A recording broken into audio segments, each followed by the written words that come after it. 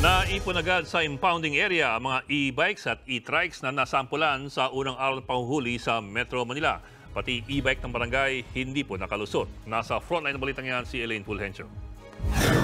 Nagtungo kanina si Marvin sa impounding area ng Manila Traffic and Parking Bureau sa Smoky Mountain sa Tondo. Tutubusin niya ang kanyang e-bike na na-impound matapos siyang mahuling dumaan sa National Road sa bahagi ng Santa Cruz, Manila. Kung nalaman ko nung Biyernes na bawal dumaan yung e-bike ng National Road, yung tapat ng simbahan kasi, doon naghuli ng illegal parking doon. Tsaka yun yung daanan ko pa uwi. Na-timingan ako doon.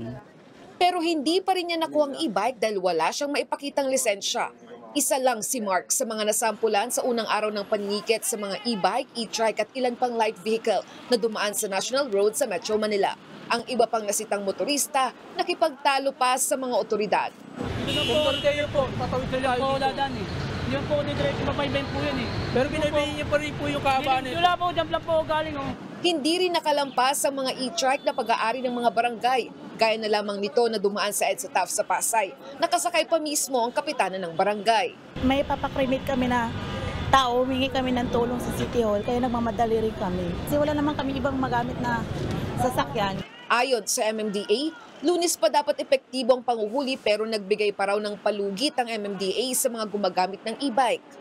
In consideration with the strike, kaya pinagpaliban muna namin yung Lunes at Martes. Hindi naman kami nagkulang sa paabiso at sa public information dissemination. So hindi yung dahilan yun na hindi nila alam.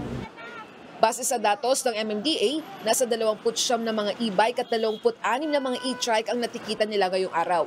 May mga nahuli ring tricycle at pedicab. Umabot naman sa higit 4 na po ang mga hinatak o na-impound. 2,500 pesos ang multa sa mga lalabag. Habang 1,500 pesos naman ang babayarang impounding fee para mabawi ang e-bike o e-trike.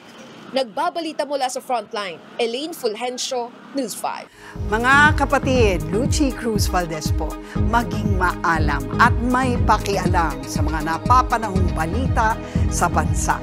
Tumutok at mag-subscribe sa News 5 social media pages.